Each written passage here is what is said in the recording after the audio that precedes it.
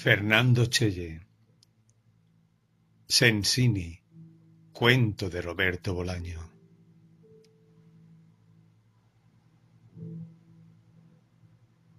Cuando la literatura, en lugar de buscar la gloria, busca pagar los porotos. A través de su alter ego preferido, Roberto Bolaño nos muestra cómo era la vida de dos escritores latinoamericanos exiliados en España en la época de las dictaduras del Cono Sur. En esas circunstancias, la creación literaria, en lugar de buscar la gloria y el reconocimiento, buscaba ser un incentivo económico que permitiera paliar la situación de necesidades cotidianas. Los concursos, las relaciones sociales, el exilio, todo se encuentra en este cuento del autor de los detectives salvajes. Continuando con mi viaje a través del vasto, rico y diverso mundo del cuento latinoamericano, hoy me detendré en Chile. Trabajaré con el cuento titulado Sensini, del escritor Roberto Bolaño, Santiago de Chile, Chile, 28 de abril de 1953, Barcelona, España, 15 de julio de 2003, perteneciente al libro Llamadas telefónicas, publicado en la ciudad de Barcelona en el año 1997 por la editorial Anagrama. Llamadas telefónicas, libro ganador del Premio Municipal de Santiago de Chile, fue el primero de los 4 libros de cuentos de Roberto Bolaño. Le siguieron Putas asesinas, 2001, y los 2 libros publicados póstumamente, El gaucho insufrible, 2003, y El secreto del mal, 2007. Los cuentos de Bolaño también fueron reunidos en una obra titulada precisamente Cuentos, publicada en el año 2013 por la editorial Anagrama en Barcelona, España. Pero detengámonos por un momento en el libro Llamadas telefónicas, para luego entrar de lleno en el comentario de Sensini. Este primer libro de Bolaño, dedicado a su esposa Carolina López, consta de 14 cuentos y está dividido en 3 partes. El escritor decidió titular cada una de las partes del libro igual que el título del cuento que la cierra. Por ejemplo, la primera parte se titula Llamadas telefónicas, como el 5º cuento. Lo preceden los cuentos Sensini, Henry Simon, Le Prince, Enrique Martín y Una aventura literaria. Esta primera parte es la que me interesa, no solo porque es donde se encuentra Sensini y el Bolaño metaliterario, sino porque 4 de los 5 cuentos que la componen tienen como tema central el quehacer literario y los protagonistas son escritores. Dejando de lado Sensini, del que me ocuparé con detenimiento en el artículo, en Henry Simon Le Prince, el protagonista es un escritor frustrado, con pocos amigos y una escasa difusión. Enrique Martín es otro desdichado protagonista, un poeta que se termina ahorcando en su propia librería. Una aventura literaria nos muestra un enfrentamiento crítico de 2 escritores antagónicos que intercambian apreciaciones.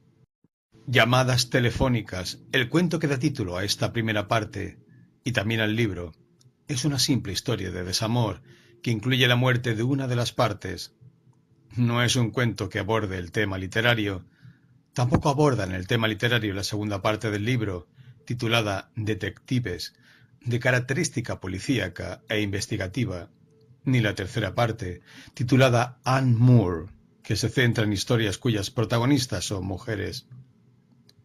En Sensini, el cuento con que se abre Llamadas telefónicas, conocemos, a través de Arturo Velano, el alter ego preferido de Roberto Bolaño, al escritor incansable y batallador, ese que para completar los escasos ahorros que le había dejado un trabajo de vigilante nocturno en un camping, se presentaba a diferentes concursos literarios de las distintas regiones de España.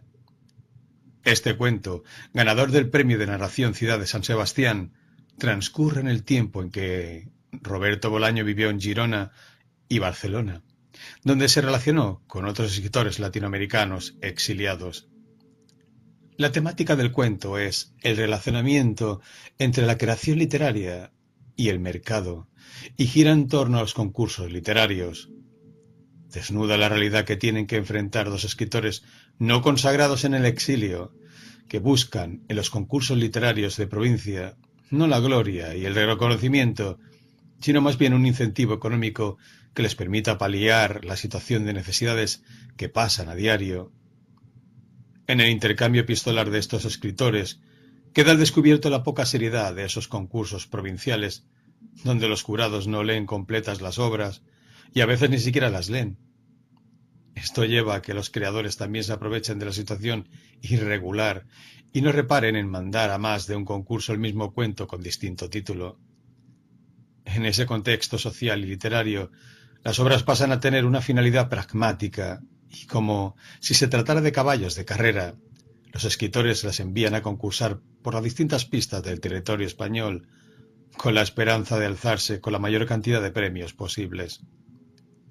Es un relato con un fuerte componente autobiográfico que nos permite imaginar la gestación de algunas de las obras de Bolaño y por otro lado también nos muestra las dificultades a las que se tuvo que enfrentar el escritor en ciertos momentos de su vida. Los protagonistas son fácilmente identificables. Por un lado, Roberto Bolaño, Arturo Belano, quien ocupa el lugar del narrador protagonista, un joven chileno exiliado en España, y por otro lado, Antonio Di Benedetto, Sensini, escritor que, del mismo modo que como ocurre en la ficción, estaba exiliado en España. La relación epistolar entre Antonio Di Benedetto y Roberto Bolaño fue realmente histórica, existió, y es precisamente de esa relación de donde tomó su material narrativo el escritor chileno. Si bien el cuento forma parte de llamadas telefónicas y fue publicado en el año 1997, la historia que se cuenta allí es de finales de los 70 o principio de los 80. Tomando en cuenta este aspecto autobiográfico, vemos cómo Sensini es una especie de juego ficcional donde se superponen los diferentes planos. Hay un Bolaño autor, que es quien firma la obra, que inventa un Belano narrador, inspirado a su vez en un Bolaño autor. El autor inventa un narrador que cuenta cómo hizo para escribir lo que finalmente se termina publicando y que es en definitiva lo que los lectores leemos, una especie de cajas chinas. Hecha esta apreciación fundamental, me detendré en algunos aspectos del argumento del relato. Sensini es un relato en primera persona, contado por un narrador protagonista. Presenta una estructura clásica donde los acontecimientos siguen un orden cronológico. Un joven escritor chileno de 25 años, radicado en España, luego de participar en un concurso literario donde obtiene una mención, descubre que Luis Antonio Sensini, un escritor argentino al cual admiraba, también había participado del concurso y, al igual que él, había obtenido una mención, con la diferencia que el cuento de Sensini era superior incluso que el cuento ganador. Arturo Belano, que así se llama el joven protagonista, decide pedir a la organización del concurso la dirección de Sensini. Una vez que la obtiene, le escribe una carta donde le expresa su admiración y comenta algunos aspectos del concurso. A las 2 semanas, Belano recibe una carta de Sensini, que constituye el comienzo de una relación epistolar. En las primeras cartas intercambian información básica, fundamentalmente hablan de los concursos literarios. El escritor argentino anima al narrador a que no deje de participar. Con el tiempo la relación epistolar va ganando confianza y Sensini comienza a contarle a Belano diferentes aspectos de su vida. Por ejemplo, que vivía con su esposa y una hija y que tiene un hijo de un matrimonio anterior, el cual se encontraba supuestamente perdido por Sudamérica. Le cuenta también sobre su precaria condición económica. Por su parte, Belano trata de meterse cada vez más en el mundo de Sensini y comienza a leer y releer todo lo que puede del autor argentino. En un momento, por iniciativa de Belano, interesado en conocer a la hija de Sensini, los escritores intercambian fotografías. En una carta, Sensini le refiere al narrador que aparentemente habían encontrado el cadáver de su hijo en una fosa común de un cementerio clandestino. Un tiempo después, cuando Belano vuelve a Girona tras una ausencia, encuentra una carta de Sensini donde éste le informa que había decidido volver a la Argentina.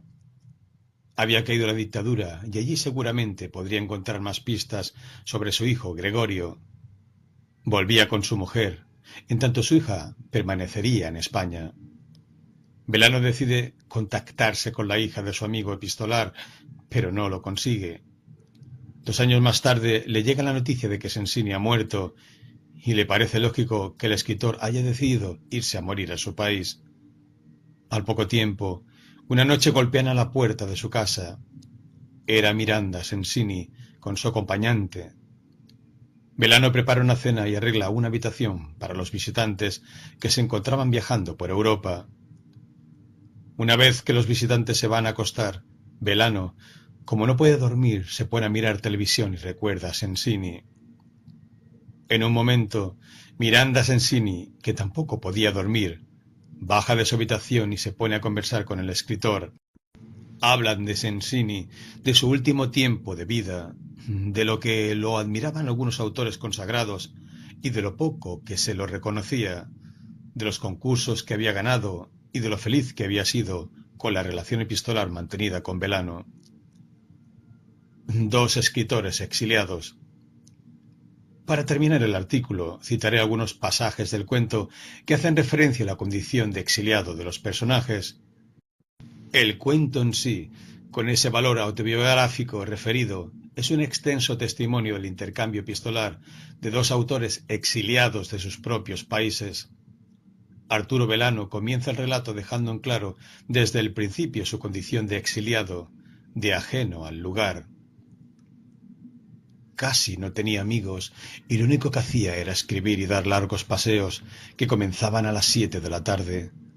Tras despertar, momento en el cual mi cuerpo experimentaba algo semejante al jet lag, una sensación de estar y no estar, de distancia con respecto a lo que me rodeaba, de indefinida fragilidad. Y es desde esa condición de ajenidad del lugar desde donde el narrador va a contar su historia. Pero también en el relato están presentes, al menos en el recuerdo, las patrias que se han tenido que abandonar por culpa de la violencia.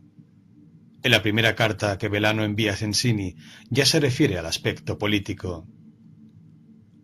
De la situación política chilena y argentina, todavía estaban bien establecidas ambas dictaduras, de la vida en España y de la vida en general. A partir de esta carta seremos testigos no sólo de la correspondencia entre 2 escritores, también seremos testigos de la correspondencia entre 2 latinoamericanos exiliados en España. La patria de Sensini está presente en sus cuentos.